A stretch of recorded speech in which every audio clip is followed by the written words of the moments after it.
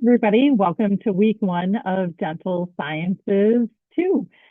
This class is a little bit of everything. It's not clinical, it's fully lecture. There's going to be a couple of projects. We'll talk about them as I go through the syllabus. I'll do the syllabus today and our first two lectures. So yeah, this is Dental Sciences. It's one of my favorite courses because it does mix a little bit of everything and systemic issues and things that you're going to see in patients and situations that you're going to find yourself while working in a dental office, as well as ethics and jurisprudence. We'll go over that. And then just getting a job. What does getting your license look like and things like that. But in week one, I'll kind of quickly go over the syllabus and then the two PowerPoints. So you can see I have Blackboard Ultra open for you here. You will see welcome and course information. So underneath there is my welcome message, my faculty information, our link to the syllabus, specific learning objectives. So if you can know all the things that are listed on here for each of the weeks, you're going to be doing really well. And always, as always, a link to our student handbook if you have any questions with that. Under that is course content. So you will click into the week and you will see each week's message. So there's usually a welcome message. There's going to be the chapters that you need to read and then the PowerPoints, which you would click into there and it'll show you the two PowerPoints. So each week will have that. At the bottom, if you scroll all the way down, you should see a square that says assignments. So that is the area after I talk about or explain the assignments, you're going to find the projects you're going to be working on this semester, as well as any homeworks that you're going to be required to take. This is where you would upload them for a grade. And just like all the other classes that you're using with Blackboard Ultra, at the top ribbon here, you can see calendar. There'll be some due dates on there. If I send out any announcements, we will not be using a discussion board as of right now in this class. The grade book where you can see all of your grades, messages, but I prefer you just email straight, not through the course. That way I know that they're getting them. And achievements. So there's quite a few things on here you'll be using, but the bulk of it will be right here. So quickly, I'd like to go over the syllabus. It is a live link, so if I do any changes, I will let you know. And for right now, it's in here. So you can see my syllabi. It's got all the information at the top, so you can, if you download it to your computer, you can just click it and go quickly down to the information that you want to see. My information is here. What you will learn, right? So this is just all the various topics, which is, again, just at a higher level, you will have touched upon a lot of these topics in your first semester, but we're going to do deep dives in the second semester. This is your overall learning objectives. So again, if you can trace what you've learned back to here at the end of the semester, you should do very, very well on exams, and we're setting you up to take the DANB exam as well. My course expectations.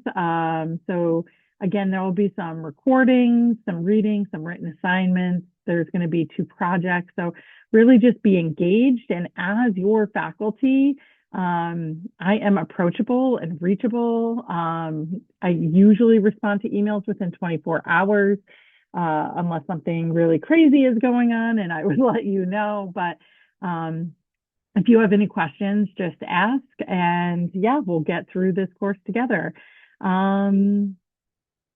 This is very all typical of your other syllabi. The attendance is very important.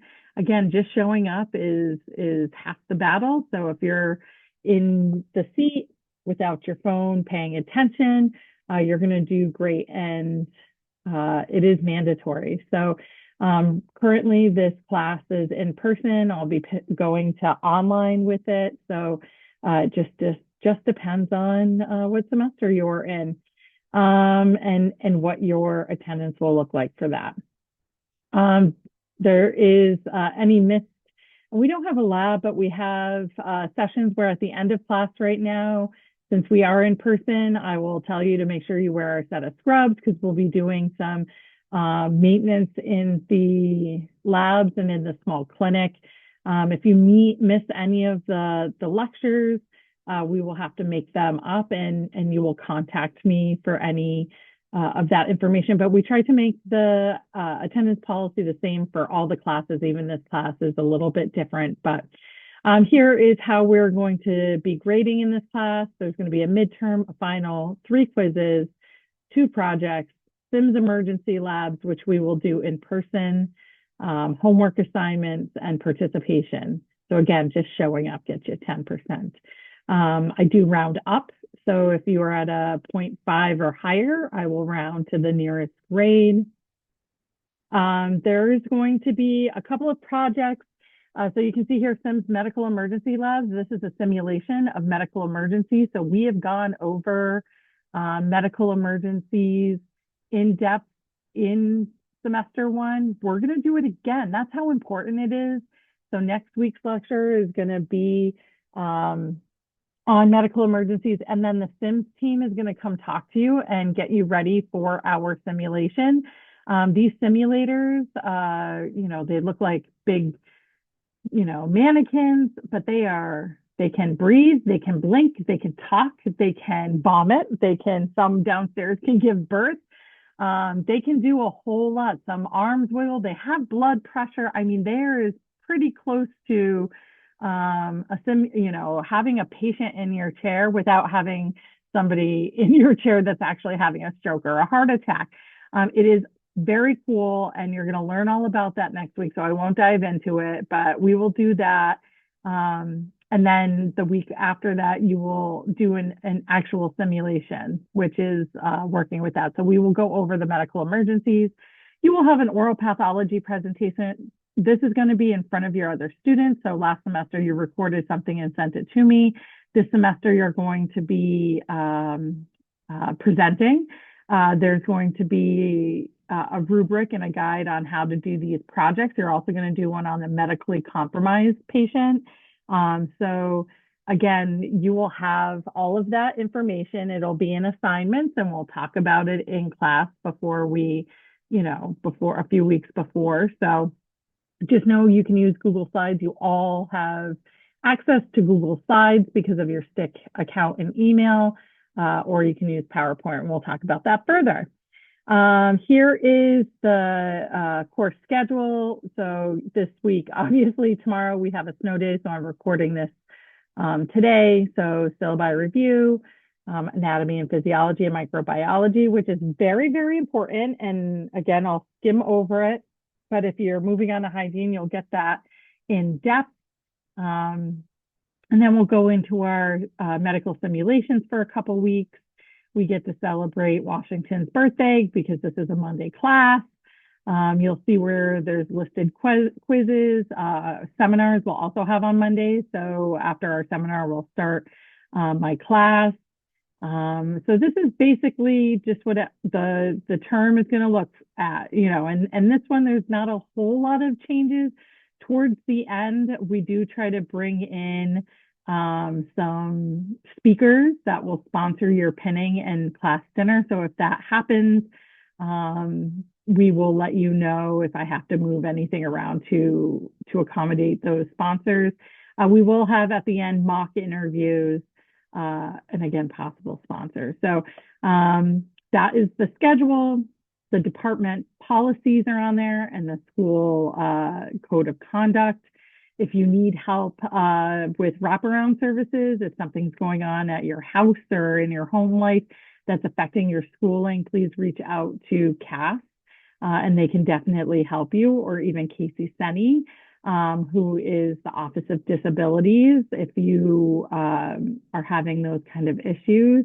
And the Student Success Center is so important too. If you just need help organizing, you've got a lot of classes this semester, please reach out to them. So that is the syllabus. So now I'm going to go directly into the lecture, and I'm going to start off with general physiology.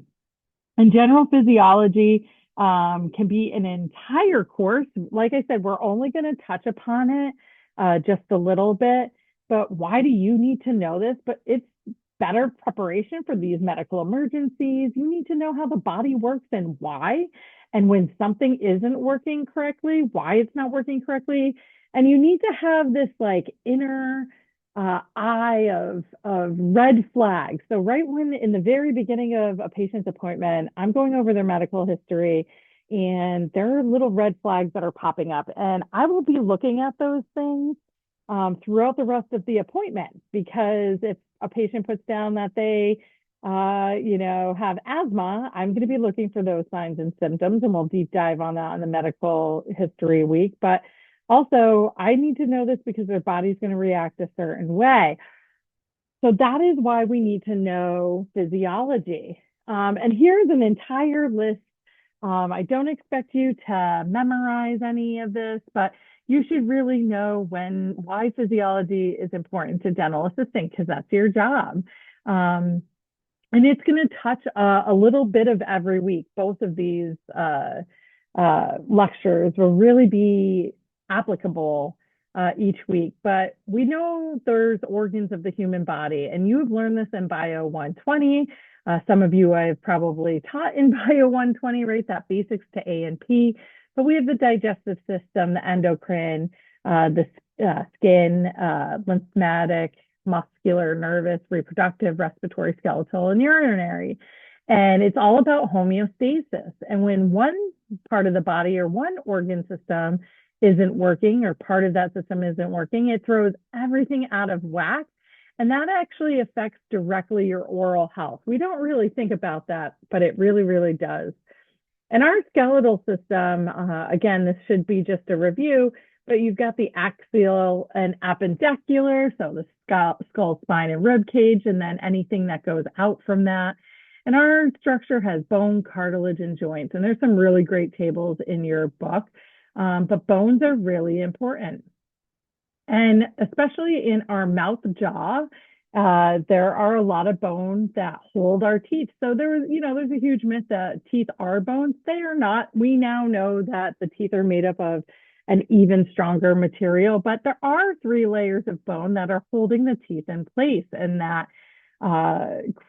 make your face, right? So that we have the periosteum, the compact, and the cancellous. So it's a lightweight honeycomb pattern for the cancellous. The compact is very hard, dense bone. It's that outer layer. And the periosteum is the thin connective tissue between the first and second layers that contains those osteoblasts, right? Those are the cells that create bone. So all day long, our body is creating bone and breaking down bone and creating bone and breaking down bone. And it's thicker in some places than it's not. And it's usually because as humans, we need thicker bone in places to do what we need to do to survive.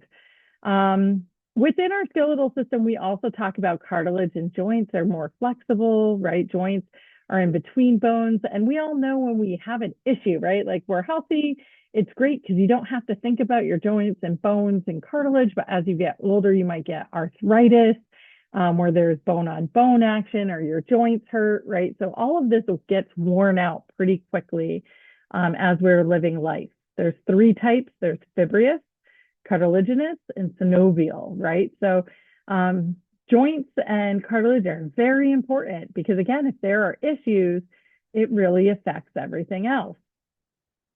Going into the muscular system, there are 3 types of muscle. There's smooth muscle, cardiac muscle, and striated muscle, right? So I'll skip to cardiac muscle, and we know that that's going to be for the heart. That muscle is so strong. Our heart has to keep beating, and if it stops, we die. And that muscle looks very specific. And then the striated muscle is kind of all over the body.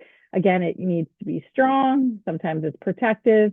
And smooth muscle is really important in dentistry because our whole digestive system, as we're going to learn in a couple slides, starts in the mouth and ends in the evacuation system, if you know what I mean, right? It's all the same muscle type and tissue. So sometimes when we have an issue in our intestines or in any kind of tract, you will see it in the mouth because all of that tissue is connected in that smooth muscle. But there are so many reasons why we need strong muscles, and especially if we're having issues. Even think about our temporal mandibular joint, or our TMJ. Our TMJ starts to work up because the muscles are so tense, and it can affect our joints. So there's a lot with muscles and dentistry.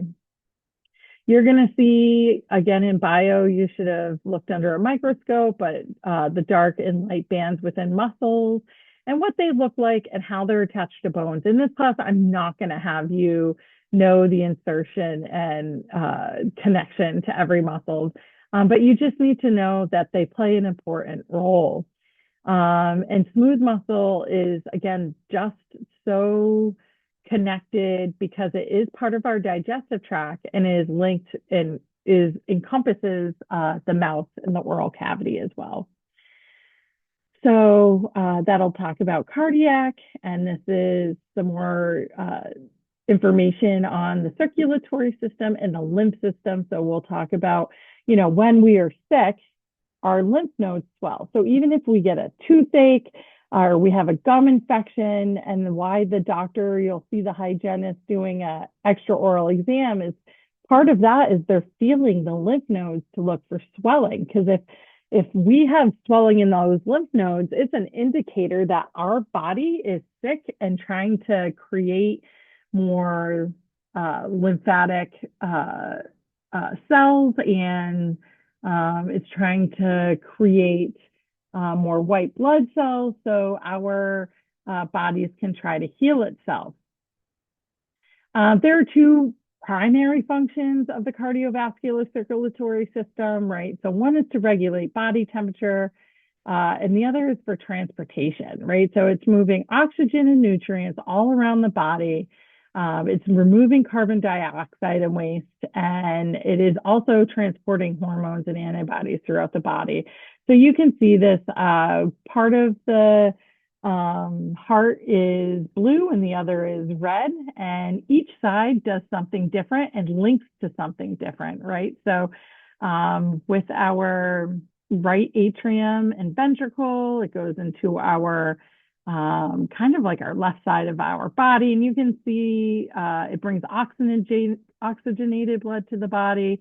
And then the right side has the pulmonary vein, and the left atrium and ventricle. It goes down to the aorta. And again, it's also transporting and bringing things to and from the heart. The heart is got four chambers, two upper atria, two lower ventricles. Again, I'm not going to have you memorize every single part of the heart. The aorta is important.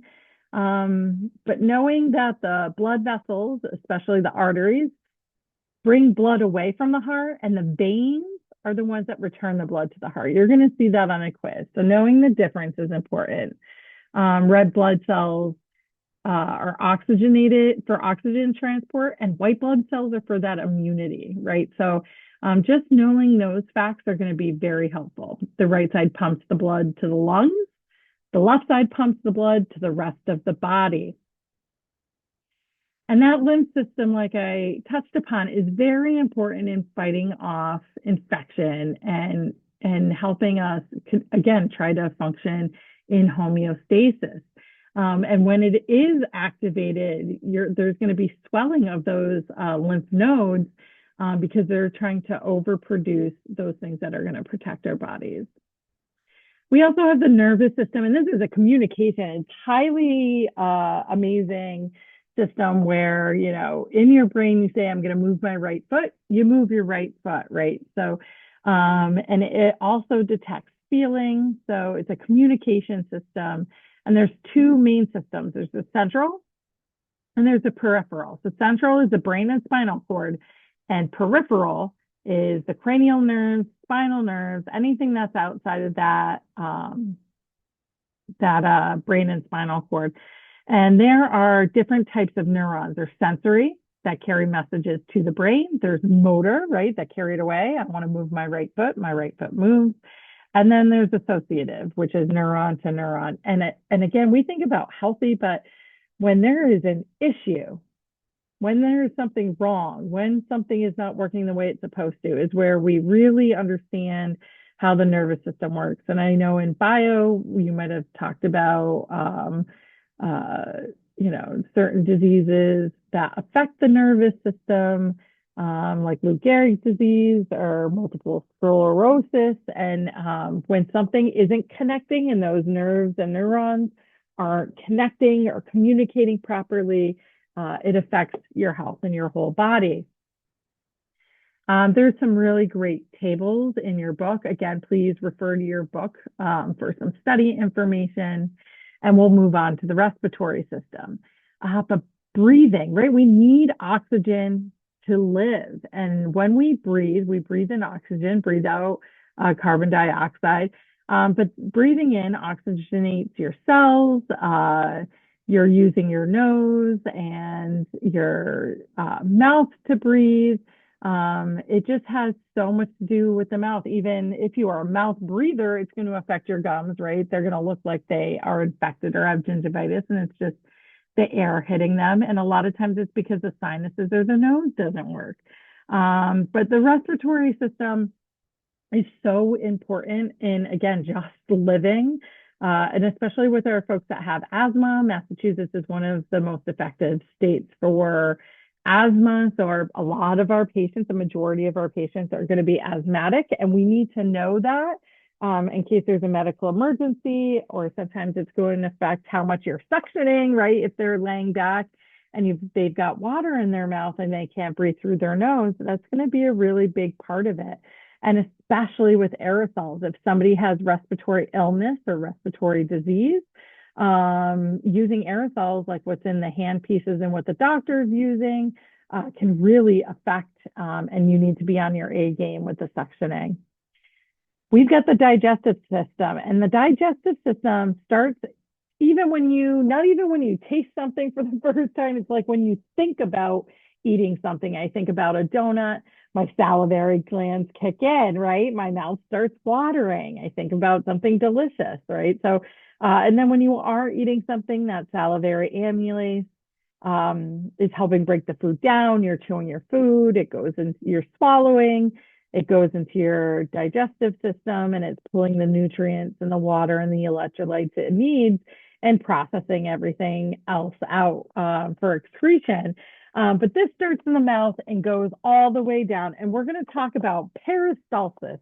And that term is going to be on your quiz. But peristalsis is when you start eating, it's this wave-like rhythmic movement that starts in your mouth and works all the way down your digestive tract. So that's why sometimes when a lot of people eat something, they have to use the bathroom right away, or, it just starts that process because it's trying to move that bolus of food that you've chewed up throughout your entire body, and it starts that function. We have the endocrine system, and we're going to do a deep dive on thyroid issues and endocrine in a future lecture. But mostly the endocrine is hormones that are chemical messengers, and they're really, really affecting the state of somebody's body. So diabetes, you're going to see an endocrinologist because it has a lot to do with hormones and those kind of things. Thyroid issues is endocrine. How somebody grows is endocrine. The temperature of your body is endocrine. Your adrenal glands is endocrine. So it just has a lot to do with your body. And when that's not functioning properly, it can send you out of whack. It can even give you depression. It can give you anxiety, hair loss, so many things that we don't really think about, but your endocrine system is playing a huge role in that.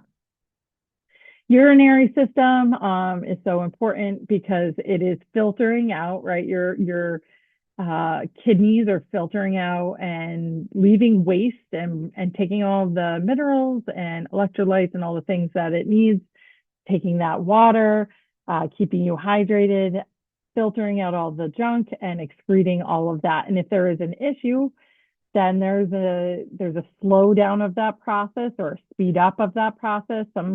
Sometimes how you're taking medications are going to be affected again. So your doctor will need to know or be updated on the medical histories of your patients, especially if they're prescribing them medications. If they have kidney disease, you can overdose your patient pretty quickly.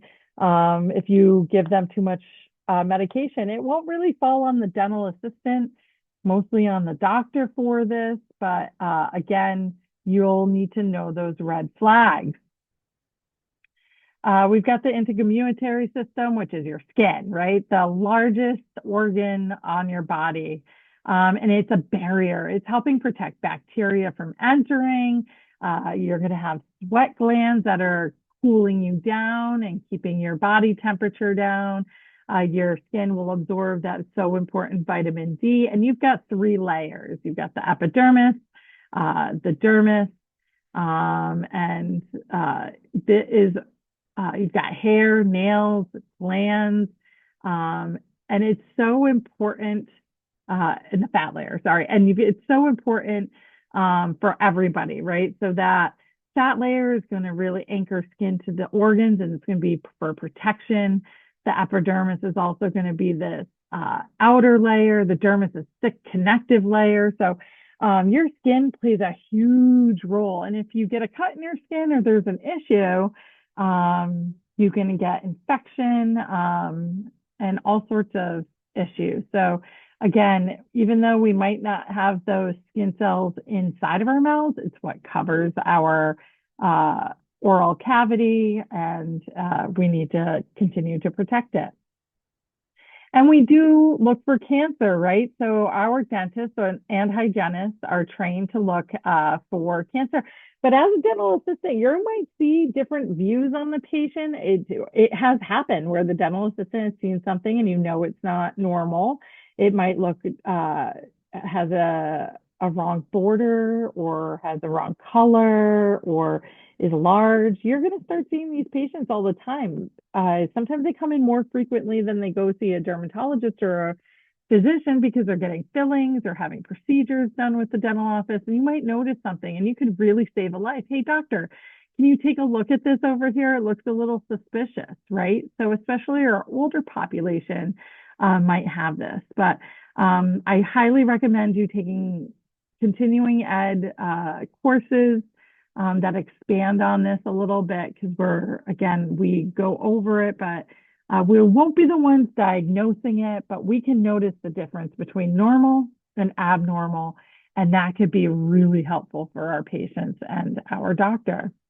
Our reproductive system is also really important and again has a direct effect on our oral health, including gum tissue in our periodontal tissues and cavities risk because of hormones, right?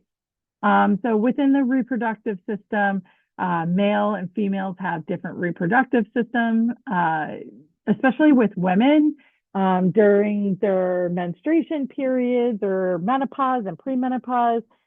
They can have bleeding gums and they'll have perfect hygiene, so it's not caused by plaque or gingivitis.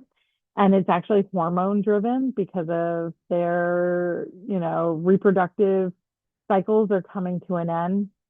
And same thing with men. If men have reproductive issues, again, it's all that same tissue that builds back up to the mouth, and we can start to see issues there. So directly affects that. And again, homeostasis. We need everything to work kind of perfectly, symbiotically. Body systems do not work on their own. What are some examples you can think of some body systems that interact? Take a second to think about that.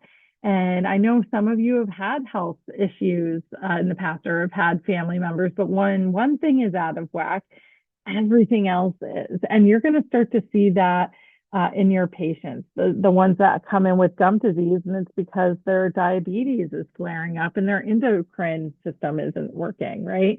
We get that back on track. Sometimes we see the gums go back in line and in order and vice versa. It's really amazing. There are a lot of legal and ethical considerations to oral health that affect general health, and that's physiology, right? So, and we're going to do deep dives on this throughout the semester, but Again, we're going to be talking to our patients about smoking and the effects, poor nutrition, low socioeconomic status is going to play a part, lack of access to care is going to play a part, no insurance, transportation. These are all things that are going to affect the patient's time in the dental chair. Certain disabilities, we'll do a deep dive on that in this semester. So that's really it for the physiology lecture. So I am going to go into our second lecture. You can pause at any time if you need a break. I know I am talking fast, but again, I want to get you kind of through these lectures. And in person, if you have any questions while you see me in person or next Monday, we will absolutely go through them. But microbiology is chapter 18. Again, do your reading. But microbiology is so important in every single thing we do in dentistry. It affects infection, infection control. It affects just everything. And these are the goals of the lecture. Again, those objectives. But microbiology, micro meaning super small, and bio is living organisms. So why folks in dentistry, even as recently as COVID, right? COVID, we were at risk. We were going into the mouth, and we knew after a while that it was airborne, right? It was coming from the mouth. That's how you were getting infected. And folks in dentistry were so prepared for this. We already were wearing N95s. A lot of us in the industry still do. We were already having great infection control practices that bacteria or viral, those viruses, that virus did not penetrate us as much as you would have thought it was, or affect us or take us out as much as you would have thought of, because we were already so well prepared to deal with things on a microscopic level. And you really need to have a foundation in this. You need to understand why when the patient sticks their fingers in the mouth and then touches the chair and the doorknob and your paperwork and all these things, how that might transfer, and how the difference between viruses and bacteria and how those are going to be treated. But there are two major considerations with microorganisms, right? Those really small monsters, and it's dental decay and periodontitis. And that's what we do. That's like the hygienist bread and butter.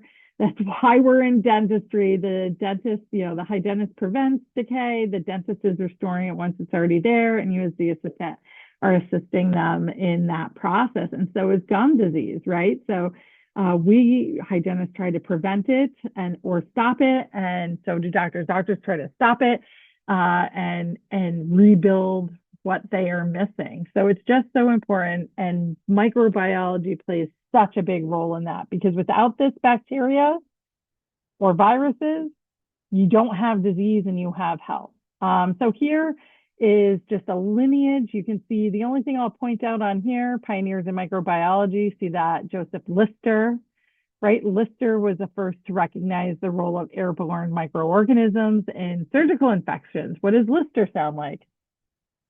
If you thought Listerine, you were right. So again, we're trying to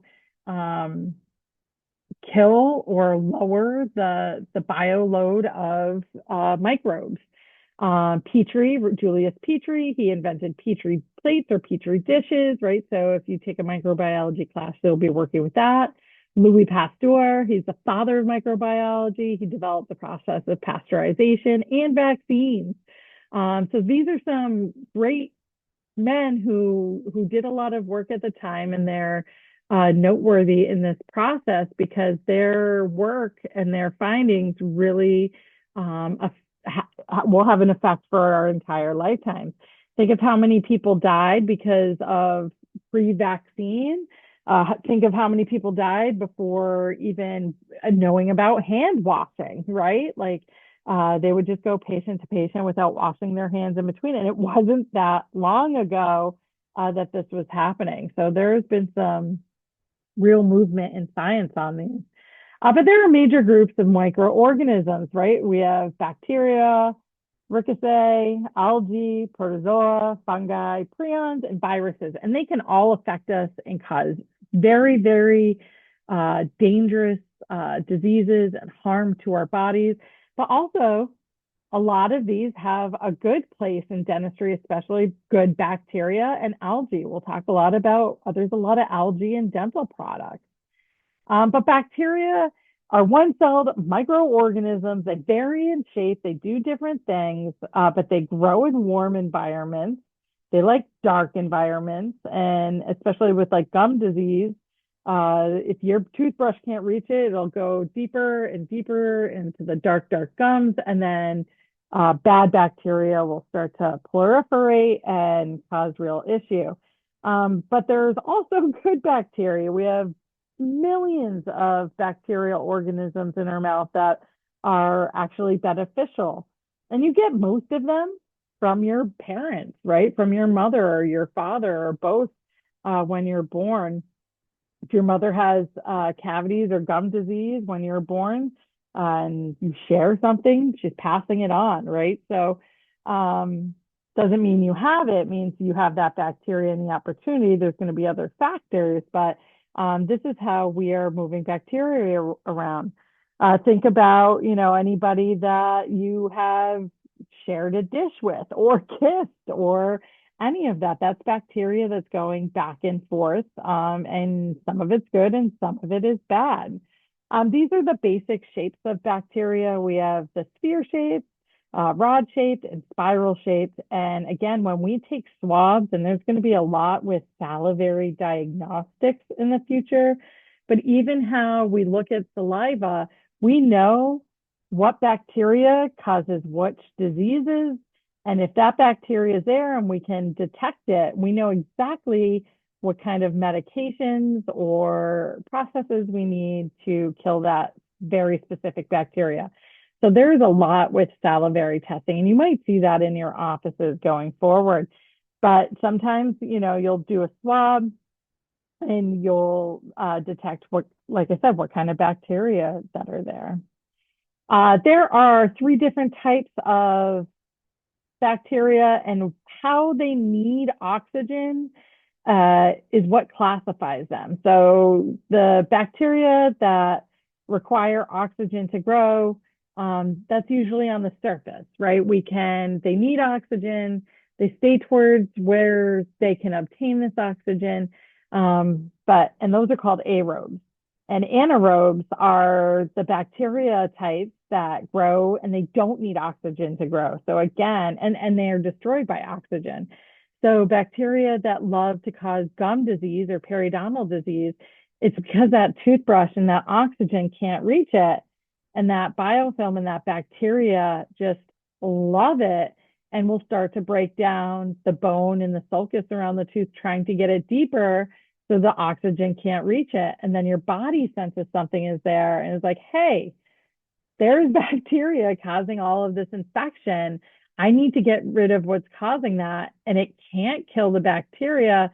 So it actually, your own body starts to evacuate the tooth itself, right? And then there's facultative anaerobes, and they can grow in the presence with oxygen or without oxygen.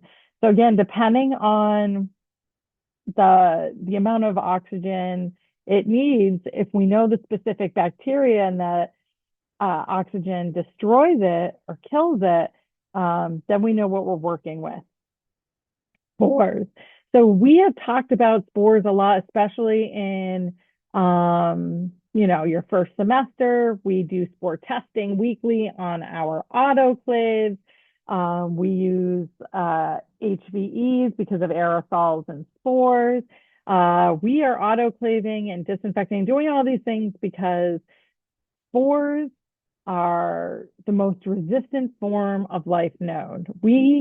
They can be very, very harmful, and we have to be very specific in how we kill spores. And a lot of our job is making sure spores aren't living and causing disease and infection.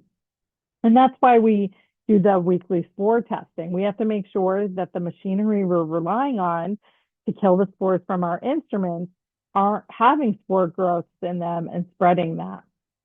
Algae is very interesting because algae, we think about the ocean and seaweed and kelp, but a lot of our food products and a lot of our dental products will contain algae because it's a good binding substance. So when we don't even really think about it, but it could be in our fluorides and our dental materials. A lot of products actually use algae. So there is a place for algae in dentistry, but we also don't want algae growing in our water lines. We don't want algae running amok in certain processes, because then that is bad and can create issues. But it really doesn't produce human disease, but it can make you sick if growing, and we're not meaning for it to grow. So a lot of our water testing has to do with biofilm, and algae is in that. Fungi, we think about mushrooms and yeast and mold, and you're like, what does that have to do with dentistry? But when somebody's system is out of whack, if they're taking antibiotics or maybe antivirals, they can get fungal infections. If they have severe dry mouth, they can get fungal infections. If they are having an infection somewhere else in the body, it could release and activate fungal infections called candida, and it is a yeast that is found in the mouth. But this happens, and when it happens, it's uncomfortable for the patient. You might have heard of it as like thrush. Right? Babies can get it. So this has a lot to do with dentistry and oral health and how we treat it. But there's a picture of the candidiasis, and it is very rampant in the sick and the old and the very young and the ill. So even if somebody is healthy and ends up on antibiotics or antivirals for some reason, for even a short term, it can cause the candidiasis to proliferate and move. But it looks like thin cottage cheese. It's super gross, and it might be painful underneath. The patient's going to come in like, what's going on here? All right, viruses. We know a bit about viruses because of Corona, more so today, and from the past years. So it's much smaller than bacteria. It could be fatal. It is increasingly destructive. It's being discovered. They knew about coronavirus and COVID way before we had an issue with it. So it has been present, and as most of you have heard me say, I think something super small is going to take us out. If humanity is having an issue, it is going to be because of something teeny tiny, not something big we can see, right? It snuck up on us. A lot of microbiologists whose job it is to track a new corona was coming know that there's other ones out there.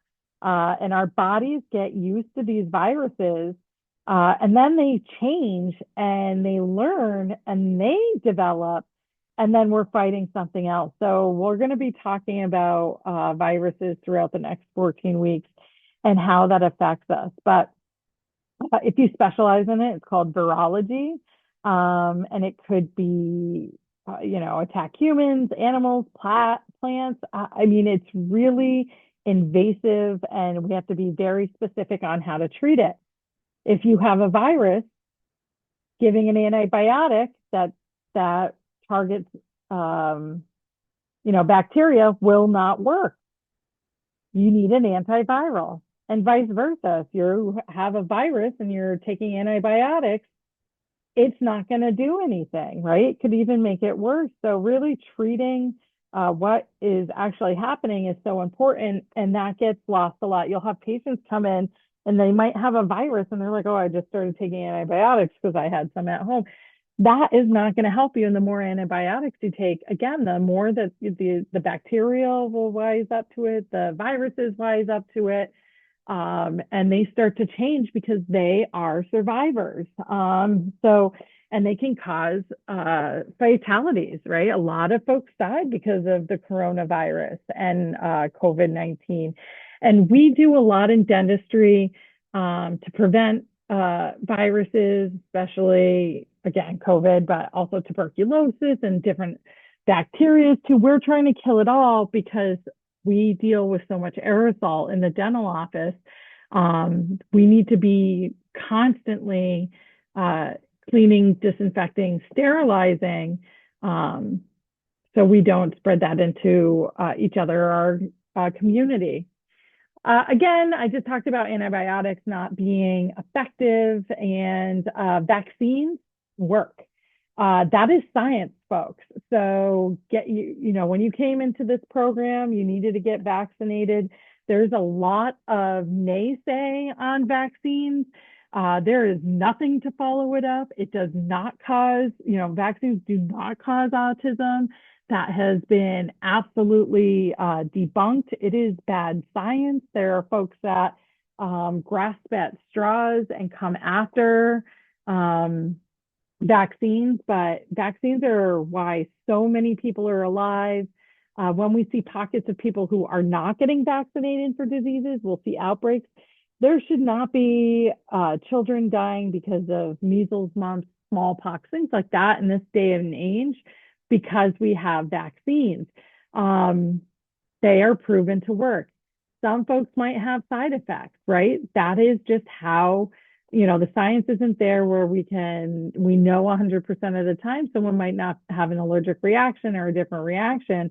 But, we are trying our best to save as many people as possible from getting sick and dying, and herd immunity matters, right? So the more of us that are vaccinated against something, those folks that cannot get vaccinated because they're allergic or have those issues will be safe because the numbers are in their favor. But when people who don't get vaccinated for certain purposes or bad science, or they heard a rumor or any of those things, it puts everybody at risk. So again, this is my class. I get to teach you science and evidence-based science.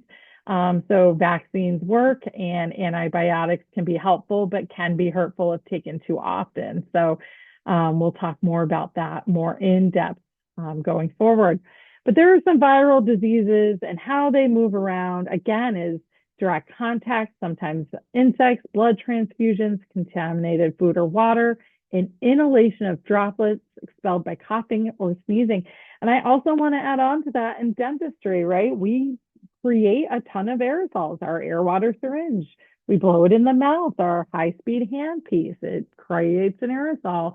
The ultrasonics, like there are a lot of aerosols in dentistry, and that's why we use such strict infection control processes to make sure that we are killing all of these viruses and the bacteria. So into the second part, we're going to get really specific about some viruses and some different bacteria, but you guys have heard me, especially in semester one, what I was worried about is hepatitis, why infection control is so important and why you need to wipe down every surface according to the manufacturer's instructions on the disinfectant wipes or on the sprays, or how you're disinfecting matters, because some of these hepatitis can live on a surface for many days and still stay alive. And that puts you at a risk, or another patient who sits down at a risk, or then you bring it home and into your community. But there are 5 different types of hepatitis. We've got A, B, C, D, and E. You can contract them all in different ways. Most of them can do different things. Some are worse than others, but they're all pretty bad. Hepatitis A can affect anyone. It spreads person to person, especially fecal-oral transmission. So good personal hygiene, washing your hands, can help prevent hepatitis A. So you're going to see this in, countries that don't have sanitary conditions. It's the least serious form of the viral hepatitis, and a vaccine can help provide long-term prevention in persons older than 2 years old. Symptoms of this, you're going to see folks that have jaundice, right, yellowing of their eyes or skin. They might have fever, dark urine, nausea, vomiting, pain on the right side, digestive issues, joint pain, weakness or fatigue, and reduced appetite. Hepatitis B is super serious. It when you have it, and a lot of these you don't know you have right away. These symptoms don't happen right away. There's an incubation period to where you get it, where you're showing symptoms. But this can cause liver cancer and cirrhosis of the liver, which is death of the liver, and it'll even cause death. This can be transmitted through body fluids, including saliva. And anyone who has ever had the disease or has been exposed may be carriers of it and spread it and not know that they have it and are spreading it. This is the one that's at that high risk for dental personnel because you come into contact with saliva and blood. And I believe it stays living on the surface for multiple weeks. I believe it's like 47 days. It stays live on its surface. So if somebody has it on the surface and you don't wipe it down, and then you have a cut on your hand, or even anything open, or you touch it and you put it into your eyes, or pick your nose, or put it in your mouth, you're contracting this hepatitis B. Hepatitis C is typically through blood. So your needle exposures are at a higher risk. There is no vaccine to help with hepatitis C at this time, or is there a cure? So this is something that you're gonna, or somebody who comes in contact with it, deals with this the rest of their life. There are treatments available to control it. They tend to be very expensive. And there is a one-time recommended screening for all baby boomers. So our parents, maybe your grandparents, if you're on the younger side, need to be checked for this.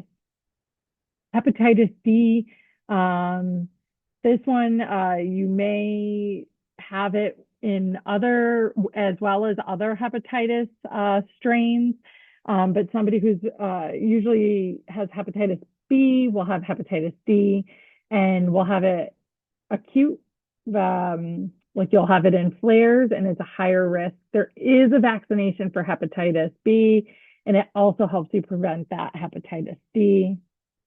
And then we have hepatitis E, right? So this is not transmitted through bloodborne contact, but usually fecal oral routes, contaminated food or water. So again, sanitation or sanitary processes. You'll see these real issues in these developing countries or underdeveloped countries. It's not really a concern in our dental setting, but you might have patients that have been affected by this. I will spend an entire lecture talking about HIV. I will go in depth in it, but just scanning it, going really lightly. HIV, there's a lot of false information about HIV, especially back in the 80s. There was a lot of stigma about HIV. HIV is not the one I'm concerned about in dentistry. It's a lot of hepatitis, but it is a concern because we do work with blood and saliva, right? HIV isn't a death sentence, and you can have HIV and become almost absolutely undetectable. They don't want to say cure quite yet, but they're getting much closer. And HIV, when is out of control and towards the end will become AIDS, and that is the terminal stage of HIV. So just because a patient has HIV does not mean they have AIDS, but it will lower their immune systems, right? It affects their T cells, and then that leaves the body open to infection in other ways. And when we think about how much bacteria is in the mouth, good and bad, that's why when somebody is diagnosed from HIV to AIDS, a lot of it is because they're seeing final signs orally, like Kaposi sarcoma, and we'll talk about that in depth more. But our mouth, those folks are at a higher risk for candidiasis or that thrush, right? These folks are at a higher risk for anything that is just lying dormant because their immune system is lower. And I'll tell you, my patients that have HIV, and I've worked in health centers, I've worked in jail settings, I've worked in bougie offices. It affects everybody, and you can't look at somebody and decide whether they're at a higher risk or not. And that is why we practice universal precautions, standard precautions. Everybody's got the cooties because one, you don't know, some folks don't know that they have it You don't know that we have it. We assume everybody has it, and we're just going to clean like everybody's got the same cooties. And if you're not, that's discrimination. There is no need for two sets of gloves because your patient is HIV positive, and we'll go more in depth on that.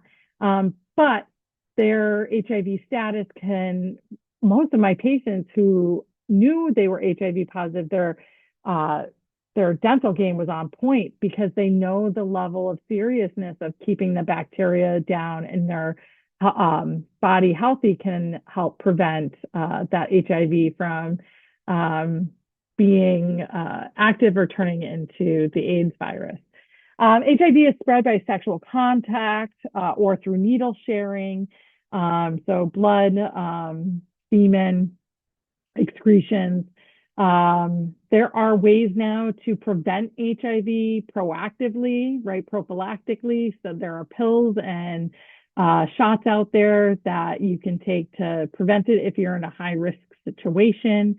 Babies born into HIV infected mothers may become infected before, during birth, or after while breastfeeding. Some do not, right? So, and again, in non-dental healthcare settings, workers have been infected with HIV after being stuck in needles, but not in dentistry. Again, I want to stress that because I don't want there to be a stigma where, oh, if I get a needle stick, I'm getting HIV. HIV isn't the one I'm scared about. It's the hepatitis. And there are some really great courses on HIV. In fact, I'm taking an update one this coming weekend. So this Saturday, I'll be in an HIV AIDS update for dentistry. But the statistics are still there. It's so minuscule. It's more about how to support our patients while they're going through their ups and downs and things like that, and screenings to keep our eye out for those flags. Herpesviruses, very important, right? So especially in dentistry, what do you do if somebody comes in with a cold sore? Because a cold sore is herpes. If they have a cold sore, if it's active, if it's crusting over, doesn't matter. Bye. See you in a couple weeks. We will reschedule them. The doctor might be able to give them a prescription of Abreva or something that might help them. The only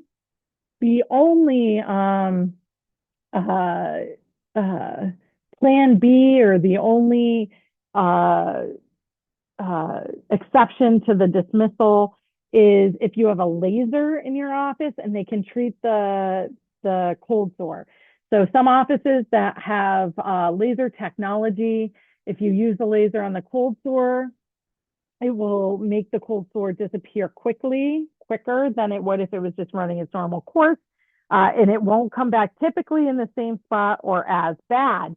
But you're still not doing their filling or their treatment. You're literally treating the cold sore and dismissing them for the day. So when a patient has a herpes outbreak, because we can contract it, we can make it worse for them. And especially during the winter time now, sometimes the front desk will even ask or have that there. If you have a cold sore today, we will reschedule your appointment. But our patients will come in and they'll touch our cold sores, and that's okay. A majority of patients get cold sores. This is something, it's not something that's always sexually transmitted. You can get it from mom or dad or somebody else, right? They have that bacteria. You share a spoon with them. They kiss babies, or, share a glass, or, put the pippy in their mouth and then in the baby's mouth. Now they have this virus and this bacteria, or other bacteria in this virus for the rest of their lives, right? And then it's opportunistic.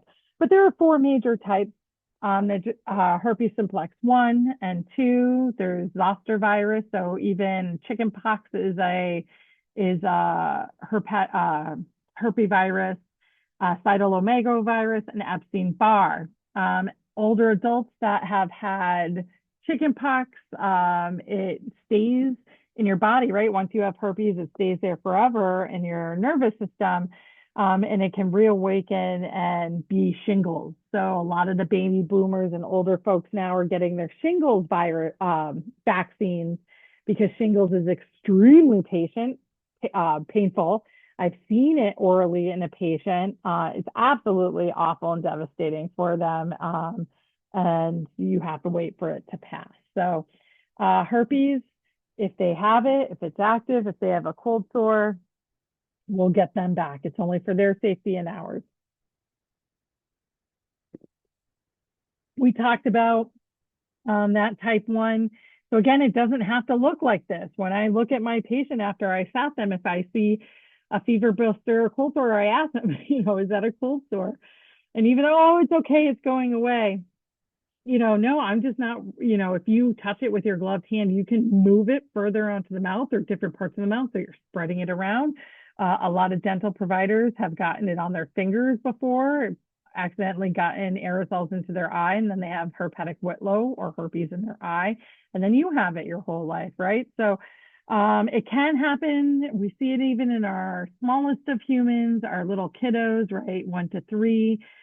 They can get primary herpes. They can have fever, and then they've had that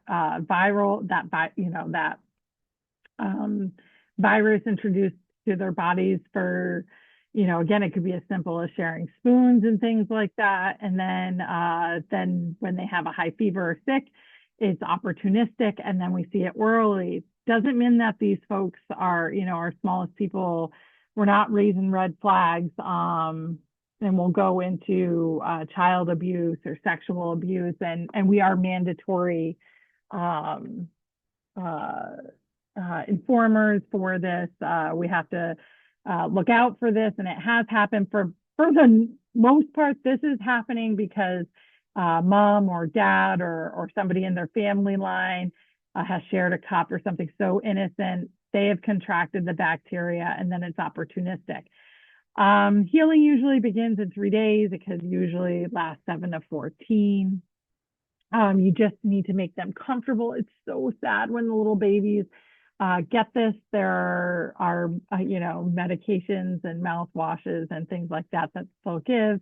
You're going to be really treating the fever and, getting through that. But it is super sad, but can be common. And of course, when they see something in the mouth, parents are just trying to do what's best for their kids, and they bring them to the doctor and they're like, I don't know what this is. And we have to kind of break it to them. Genital herpes, on the other hand, is one of the most common sexually transmitted diseases, especially, and we'll talk about that in HPV, especially with our older folks, and why older folks, in retirement communities are starting to get an increase of these sexually transmitted diseases and HPV and things like that, because they are out of the cycles of childbearing. So they get a little looser with their protection, and now they're passing each other herpes, which is, I know, a little crazy to think, but statistics are out there, the research is out there. So don't just think it's in our young population. Our older folks is actually the highest growing number population that is getting this and spreading this. But again, genital herpes. Oh, and if you're finding genital herpes, you're not looking in the mouth. If it's during work hours, you're not doing it right. But they will tell you if it pops up. There's usually a question on their medical history. Why we need to know this is because it can, if they're not hygienic enough, or if somebody's unaware, it can show up on them or their patients orally. But it generally appears 2 to 10 days after infection. People can kind of feel this coming on. They'll feel a tingling or itching, pain when they're peeing, and then they'll start to see those little dots, those spots of inflammation. And a mother with active vaginal or cervical herpetic lesions can pass it on, and then that child has that. And that's why, again, they might get that when they're a little bit older, because they were exposed to it when they were younger. There are other herpesviruses, so zoster, right, chickenpox, and I talked about shingles. Cytomegalovirus affects the fetus during pregnancy, and Epstein-Barr, so mono, right, we call it the kissing disease because that's how it's, mostly given. A lot of high schoolers will end up with mono. but it can lead to carcinomas, lymphomas, and oral hairy leukoplakia. So some kind of really heavy stuff. It's like, oh, cute. It's got a cute name, the kissing disease. It could lead to a lot of not great stuff. And you have it the rest of your life. They're going to be tired. So it can cause fatigue and a lot of issues, right? So these are viruses that we want to avoid. And again, vaccines, for the most part, protect us from getting these. Very preventable. There are a lot of ways you can transmit herpes. We've talked about that, direct contact or even aerosols, saliva. There's vaccines that can help with certain parts of the herpes. There are some that don't have the vaccine, so we have to be extra careful. This is why also eyewear is important, not only for you, but your patient. If they have an outbreak and they might not know it, or the outbreak is going away and there's no signs, but there's still that viral virus is still there and you're not wearing your safety glasses. And again, think about how yuck your safety glasses get now that you're chairside. If you're not wearing them and it gets in your eyes, how awful that can be. It's a root, right? It's a root. It doesn't have to just be inside your mouth or get inside a cut on your hand. Your eyes are a root of exposure. Gloves really are important, especially those of us who are using lasers on the cold sores. Again, it's such a great thing to be able to do. You don't need extra cleaning or extra disinfection because we do it at the minimum that it needs to be done for everybody, assuming everybody has it. So you don't have to do anything extra, but making sure you're wearing your gloves is a great first step, and why you should be doing that anyway, always. You shouldn't have to be changing what you're doing because to somebody is that you're aware of somebody having something. There are some bacterial diseases, including tuberculosis, Legionnaire's disease, which is a water-based disease, tetanus, syphilis, and MRSA. TB is one of the scariest in dentistry. It is the leading cause of death resulting from an infectious disease worldwide, and HIV and tuberculosis are often seen together because you got to think about it. HIV is lowering your immune system, and tuberculosis is very invasive. But these two diseases together, tuberculosis is the greater health risk, and it has to do with your respiratory system. Again, the tuberculosis kill time is why, look on the back at the bottles of your disinfectant wipes and your sprays. If the TB time is 2 minutes, you need to leave that spray or that wetness on the chair or on the surface for 2 minutes. That means it takes 2 minutes to kill. If you're wiping and in 30 seconds you're done, guess what? You have not given that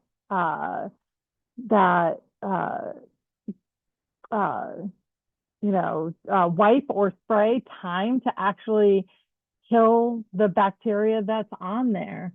So again, go by your manufacturer's instructions. Legionnaire's disease, you learned during our waterline course, right? Our waterline PowerPoint last semester. But there are two acute bacterial diseases, Pontiac and Legionnaire's, that are transmitted through water lines.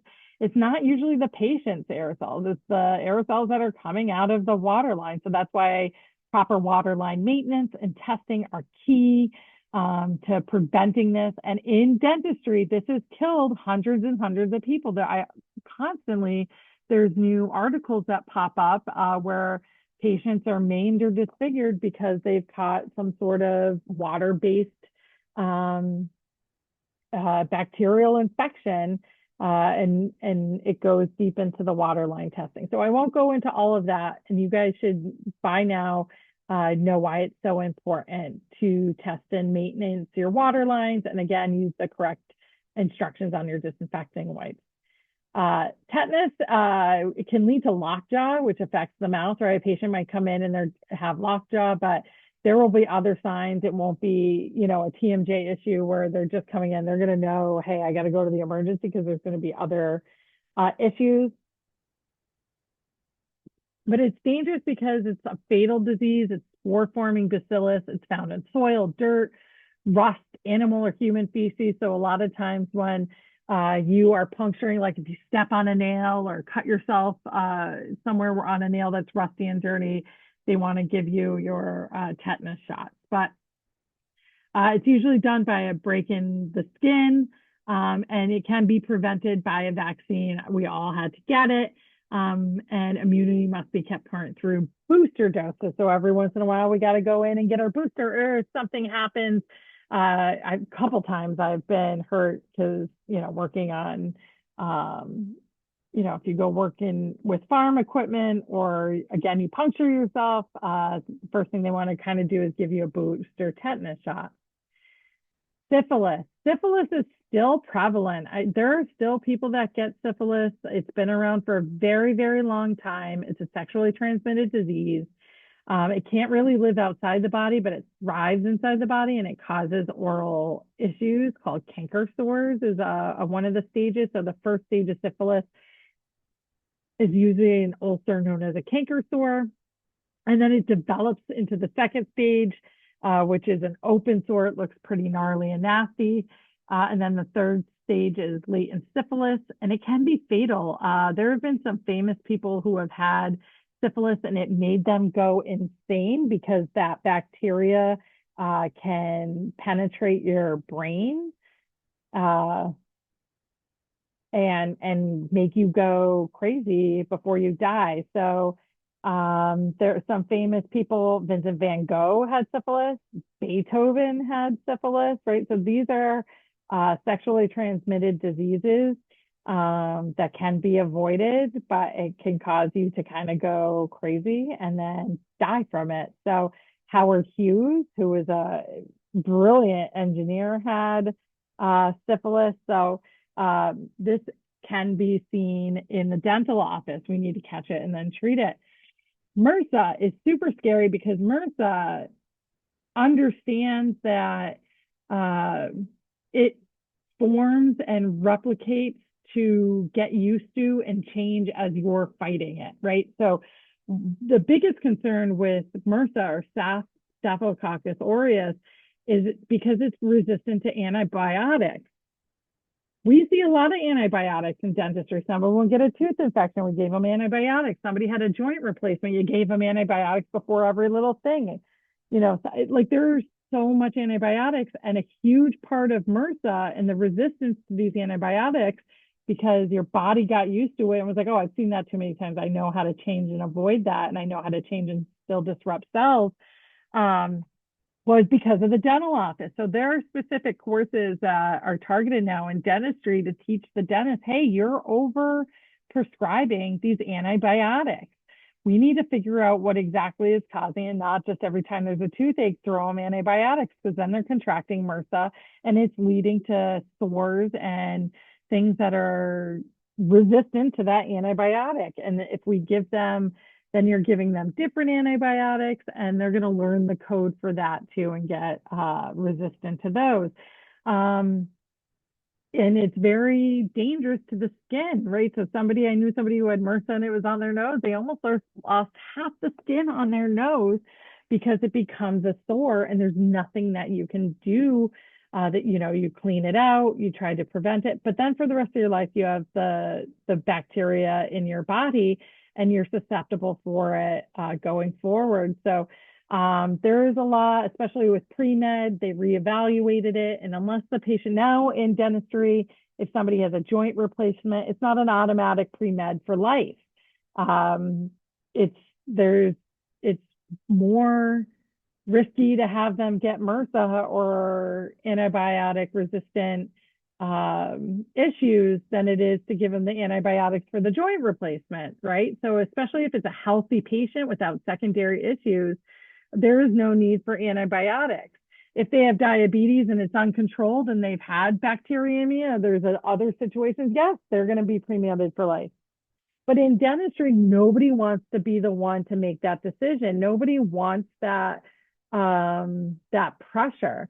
So then the dentist will say, okay, you have to take it, better be safe than sorry, but let's have your orthopedic surgeon tell us if they want you to take it. So now some of the orthopedic surgeons who are a little more educated or just graduating, know, okay, we'll keep them on it for 6 months or we'll keep them on it for 2 years and they don't need it again for dentistry or not at all.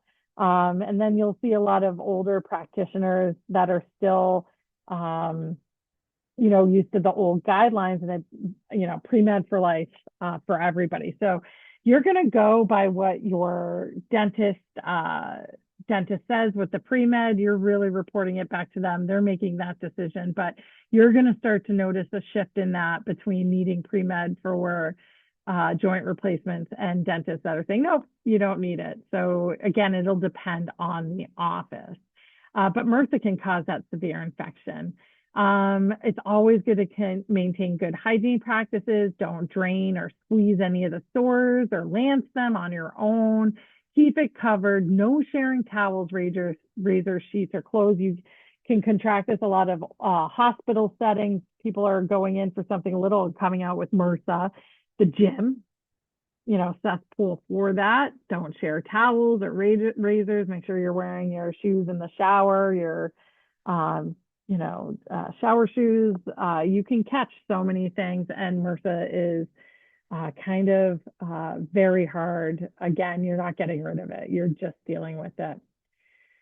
Pandemic diseases. So we just went through this, and every year I've taught this now for quite a few years, and it was right after COVID when we started talking about this, but we really understood pandemic diseases have always been there. The Spanish flu, the plague, right? So there have been global disease outbreaks, but most recently, we have dealt with COVID. So a lot of you understand what a pandemic means and how destructive it can be, but it is global.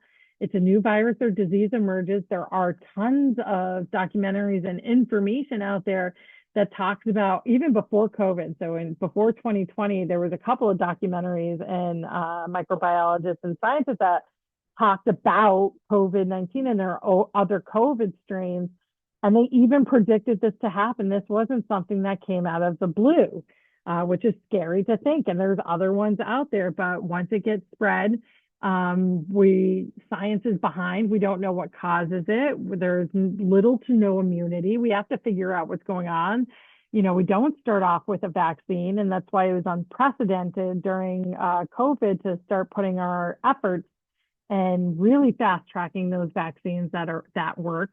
And it's otherwise we would lose hundreds of thousands of more people than we already did lose. So pandemics really, it's not a new concept. It's not something new that's happened. And it's hard to predict and it's hard to prevent. So yeah, even the flu, right? Flus, we deal with the flu every year. There's a different strain. It causes a pandemic. People get sick. You'll see it, folks with little kids. The little kids come home because they're not great with washing their hands or maintaining spaces from each other. And then, the whole family gets it. If you're listening to this now, your family might be dealing with some sort of flu or issue, and COVID is still out there. So again, stay clean, stay safe. And that's how you try to prevent that process from spreading. So that is it for my course.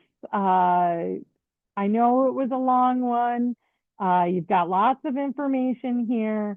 So please study it. I hope the lecture was helpful. Study the slides, read the book content. And this is ever changing. I'm going to update this. Like I said, I'm taking a course this week. It might totally change my HIV content. But we will do deep dives on most of these things throughout the next 14 weeks. So yeah, thanks so much. And yeah, have a great day.